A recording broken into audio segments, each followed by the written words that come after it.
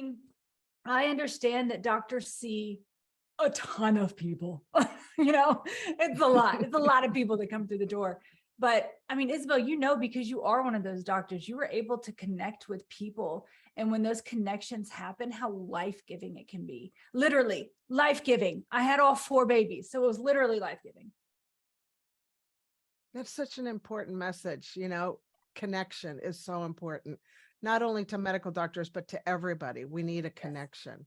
Warning, warning. As a medical doctor, I must inform you that there are side effects to this coaching session. Beware.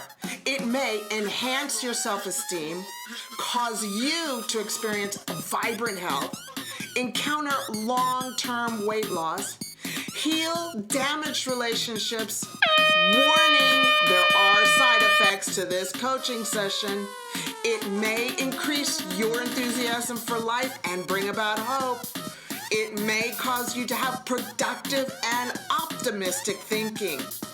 It could even help you not allow messed up people to ruin the rest of your life and help you realize the masterpiece that you are and empower you to be the boss of your brain. Warning, these side effects may be long-term. This is Dr. Isabel from Doctoronamission.com. Hi, Julianne. How are you doing? Hi, Isabel. I'm so good. Thank you for having me. Oh, thank you for finally. I've been trying so hard to have you on it. So I'm glad that we finally connected. Yes, absolutely. How's it going? It's good. Tell me what's going on today. Yeah. So much. Working with some new clients. And so that's, the onboarding process and all of that. Just, it's a lot of work, but I love it. I love it. Yeah. It's really that coming on and just understanding where people are, and yes. And settling like, okay, this is where we're starting. Yep. That takes work. Yeah. Yeah. Absolutely. And how's the swim coaching going? Amazing. Yep. It's funny. I love that I can take 5 of the 6 kids to one location and they get a good workout and everything that they need. So that's been a blessing that there is such an activity that they can all participate in. And are you like one of those mom swim coaches that walks along the side of the swimming pool going, lift that arm higher, go like how, If that was allowed, I would totally be that mom. But we're forced to sit way away. Oh, okay, cool. Yeah. But in my mind, hey, Isabel, I'm walking. Yeah, good. And they know, I'm sure they feel your energy. Oh, mom's right up there saying, go, go, go. Yeah, absolutely. Julianne, how about if I share with our listeners a little bit about your bio, and then we'll just open it up and talk about you and all the things you're doing and how you've gotten to where you are right now. Is that all right? Do it. Absolutely. Great. Hi, everyone. It's me, Dr. Isabel on the MD and Chef team. Thank you so much for your time and for being with us here today. As you can see, Chef Michael's not here, but it's me and Julianne, and we're going to share a lot about what Julianne has gone through. And I just want to say that when Julianne Kirkland discovered that she was pregnant with quadruplets, she was asked to reduce. Determined to bring these 4 lives into the world and become the mother of 6 children, because she had 2 previously, she started the Omiquad blog to document her journey, which reached over 300,000 viewers, listeners, readers. Was it a video too, or was it just reading? No, it was just me blogging.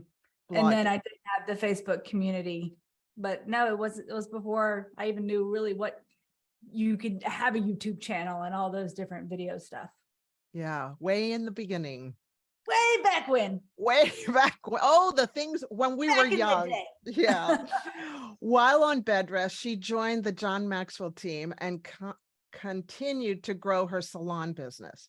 Today, as a speaker on world stages, which is where I found Julianne, and author of this amazing book, Arise and Shine, which I want everybody, and I encourage you to read. It's amazing and it's very encouraging. And she's also a life coach, and she's our life coach here at Doctoronamission with Chef Michael and myself. Julianne helps ambitious women rise above life's overwhelming obstacles to create their ideal future and manifest abundance through faith. And the reason she can do this is because she's had many obstacles to overcome. So she's speaking from experience. She's speaking as an authority because she's been in that pit. And that's what I want to share and talk about today. Thank you, Julianne. Oh yeah, I'm excited. You got your water. I got my water. Let's dive in. Talk about swimming. Let's dive in. So as a medical doctor, I know from my side what it would be like for a doctor to say, you have to reduce. You need to consider to reduce, because of the complications that we know from the medical standpoint.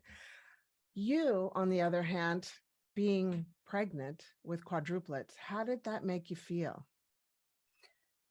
You know, Isabel, this whole experience of being with a doctor that just saw me as a patient and not a person, I really undervalued a good relationship with a doctor. You know what I mean? Like I thought, oh my gosh, are you kidding me? Like this is it. Like this is the person that's in charge of my care. This is the highest doctor in, maternal fetal medicine in town that I can go to. Like he's it. And he's not even talking to my babies about being babies, talking to me about my babies being babies, their fetuses, and telling me, well, statistically this. That was really hard. And when I ended up going to Augusta, where I was sent away to be at the best neonatal care hospital in the state of Georgia, and I got a doctor that saw me and referred to my babies as babies and was like, absolutely, we're going to get you and all 4 babies. Like, we're going to get y'all to the end. And I was like, okay, like sometimes you just need hope. And I mean, I understand that doctors see a ton of people, it's a lot of people that come through the door. But I mean, Isabel, because you are one of those doctors, you were able to connect with people. And when those connections happen, how life-giving it can be. Literally life-giving. I had all 4 babies, so it was literally life-giving. That's such an important message. Connection is so important, not only to medical doctors, but to everybody. We need a connection. It's true. And, as in the medical profession, we're taught to put up the wall, to protect. So how long did it take for you from the, being told, being asked to reduce to before you got that new doctor that gave you hope? Oh, I think there was like an 8-week period between you need to reduce me saying, no, I'll punch you, dude. To getting sent down to the hospital in Augusta. So there was that, just trying to, I can do this. I'm going to hold them in myself. I'll do it. I'll strong arm it. Right. And then you can only do that. And then you really need medical help to stop premature labor, which I went into at 23 weeks. I went into premature labor. And so I went to the hospital in Athens and they were able to stop the labor. And then they met with their attorneys and said, we don't want you in this hospital. You're too much of a liability. And that's when I got sent to the hospital in Augusta. And so again, to be seen as a person and just infused with hope and encouragement, it was very life-giving. And in your chapter, I think it was chapter 2, you shared about being, you named the chapter lonely. Mm. Can you can you talk to us about what that was like? There's a quote in there that I pulled out because I'm all about brain health here at the MD and Chef team. And one of the specifics, one of the main contributors to good brain health is productive thought management, thinking good thoughts. Yeah. And you had written, when anger, fear, depression, anxiety, doubt take over, I had to intentionally change the course of my thoughts. Yeah.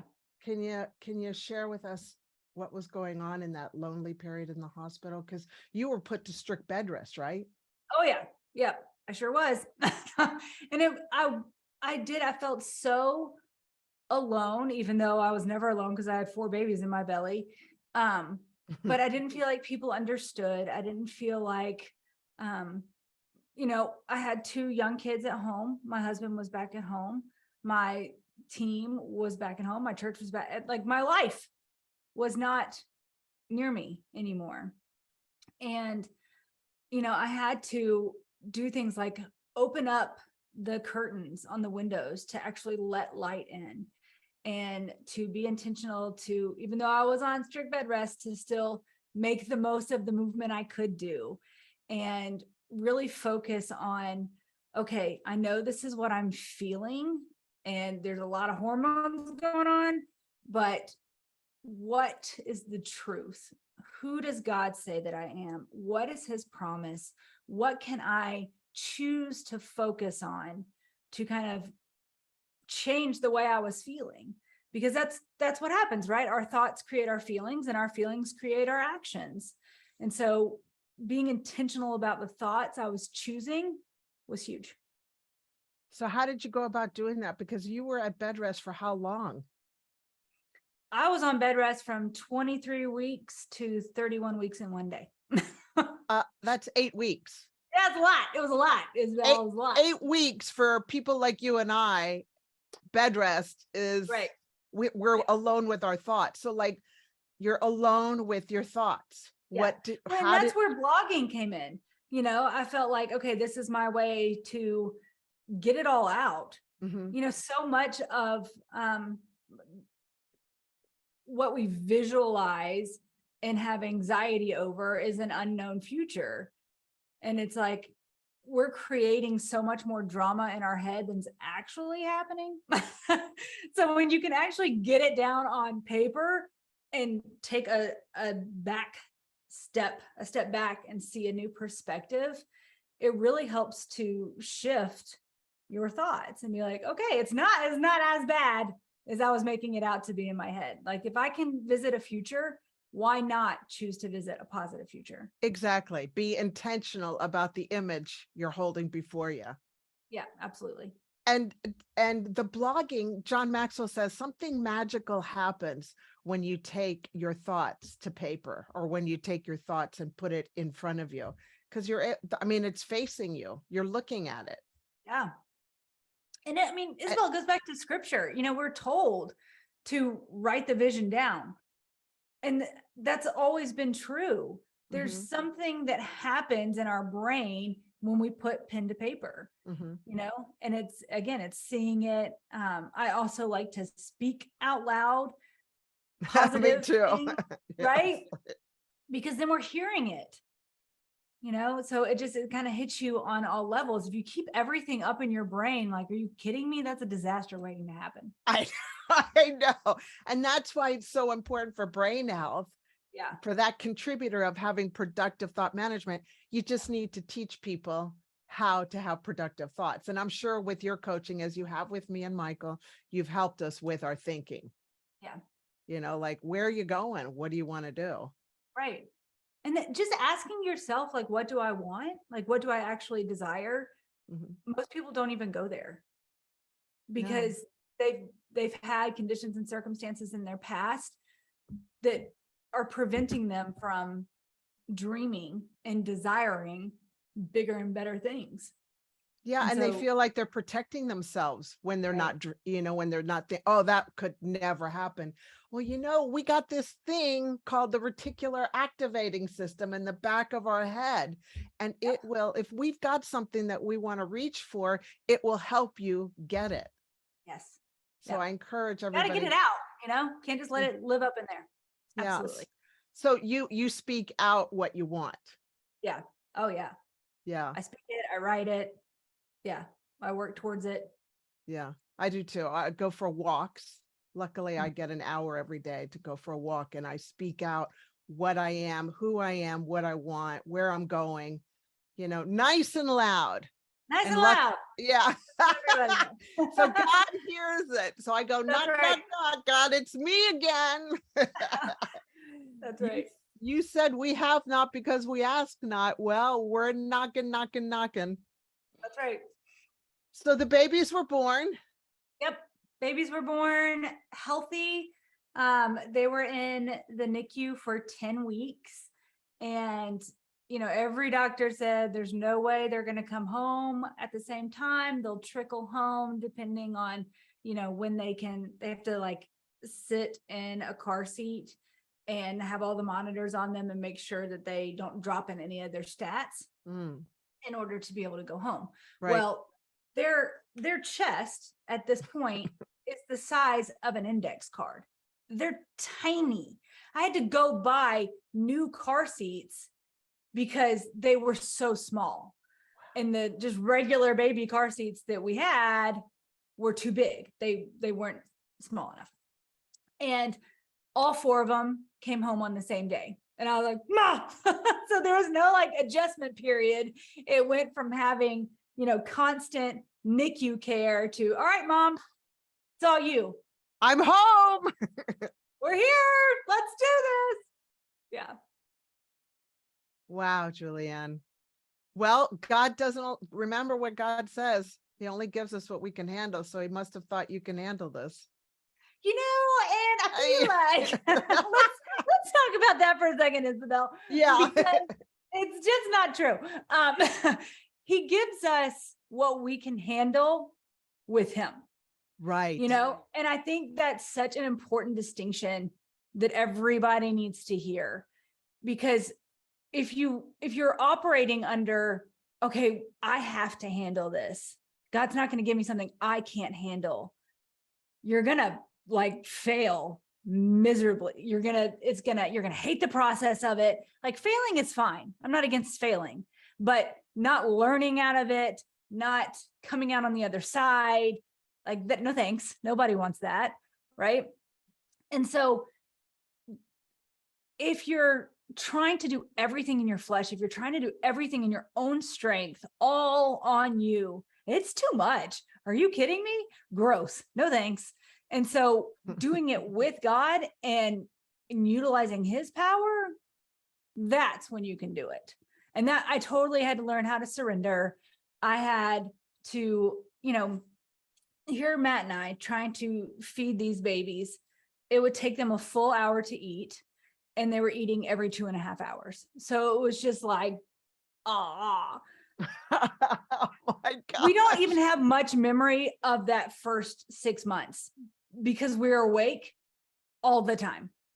And we finally were like, we can't function anymore. We have to hire a nurse to come in during the 11 p.m. to the 4 a.m. time slot so that we don't die. And that's the thing, like you have to understand your capacity, and you still have to take care of yourself. And that's what we did. Wow. That's a lot. I mean, that's a lot. And like, I so get that. I had to hit the wall and understand that I can't do life without God either. And yeah, you have to surrender and just say, God, help me. I can't do this without you. And that is a humbling experience. Sure is. Yeah. It sure is. But Isabel, it teaches you so much about every obstacle you're going to come against. Right. I will never have a quadruplet pregnancy ever again, like God willing. I had those organs removed. So let's just assuming, I'm going to stand on that pretty firm, that I'm never going to have a quadruplet pregnancy again. But what that taught me was so much about the world, about my relationships, about perspective, I mean, I'm so grateful for that experience. I never, ever would have imagined it for myself. I never would have asked for it. That wasn't in my like realm of understanding was even a possibility, was having 4 babies at one time. But the life lessons, the business lessons that one experience taught me, you take those moments from the really hard things you go through in life and you apply them to every other area. And it makes a blueprint, right? A roadmap for overcoming obstacles. And though every single person I coach and work with, not one of them I'm coaching to have 4 babies at one time, but I'm using the lessons that I learned from that to help people overcome fear, anxiety, doubt, delay, right? All of those things that I learned through that experience. Yeah, exactly. Yep. Because you wouldn't have learned those lessons without that experience. Right. And it's so cool that you can see that, because not everybody sees that, like that's what happened. That was my mess. And this is what I learned from it. And wow, I can help other people. And that's why you went ahead and wrote this book, right? Right. And I It's your love this book. I love this book, Arise and Shine. How did God give you that title?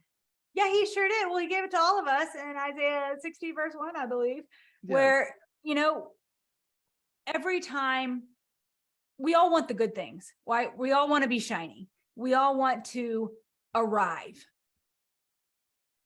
But you have to arise before you arrive. You know what I mean? Like you're going to go through things. This is just the world that we live in. You're going to go through things. Mm-hmm. And it's arising. It's coming up from those things that were meant to keep you down. And like, that is where you get to release the things that have been meant to tarnish your shine. I believe that we shine because we reflect the glory and the brilliance of the Lord. Like that's where our shine comes from. It's not, prideful to shine, because it's not about me. It's about what I'm reflecting. Mm-hmm.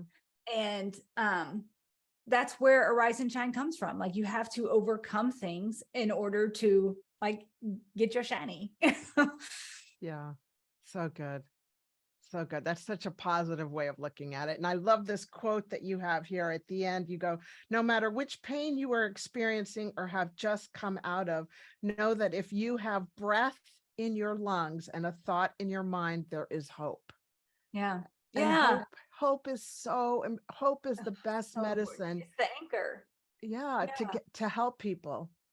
Absolutely. And that's what I love about your story. Thank is you. that there is hope, but Yes, you got to go through that struggle. You do. And the thing is, Isabel, I mean, the story of my dad. He was, he died of Alzheimer's at just 63 years old. And that is a big part of this book.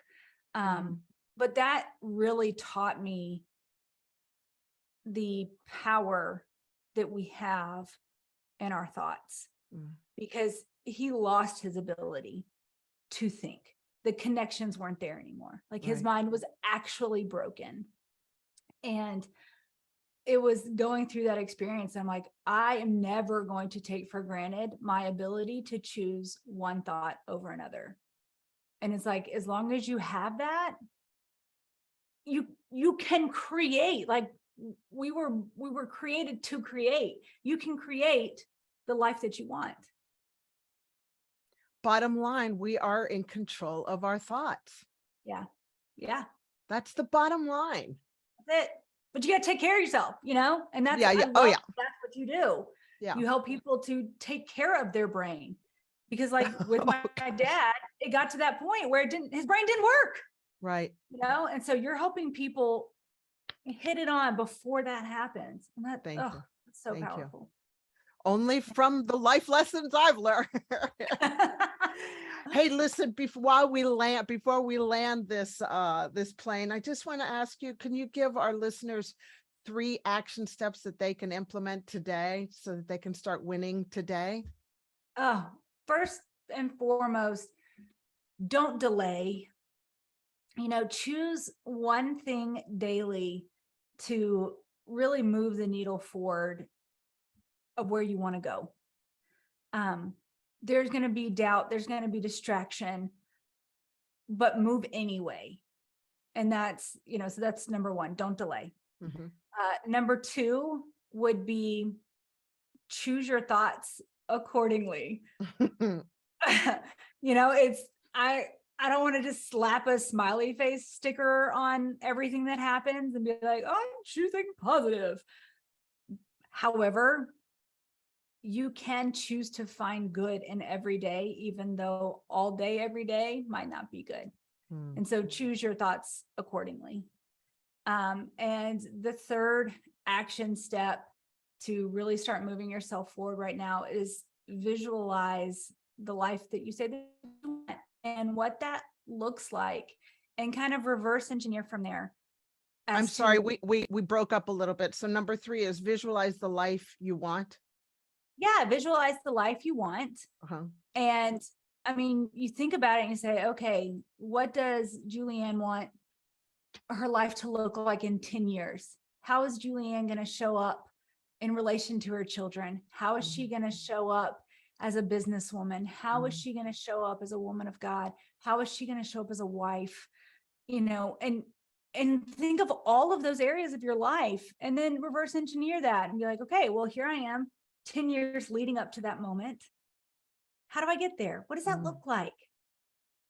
So those are my 3 steps. Yes. I'm about to cry because that is so true. Where do you see yourself, and reverse engineer?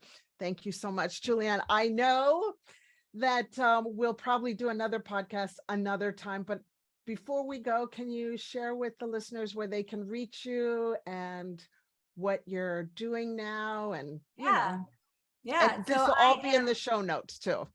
Excellent. I'm most active on Instagram at the Julianne Kirkland. And I don't have any bots or that respond for me. So when you reach out to me, you actually get me. And I love communicating with people. I love connecting with people. And so Instagram is the best way to do that. I'm also on Facebook, Julianne Kirkland. And then my website is www.juliannekirkland.com.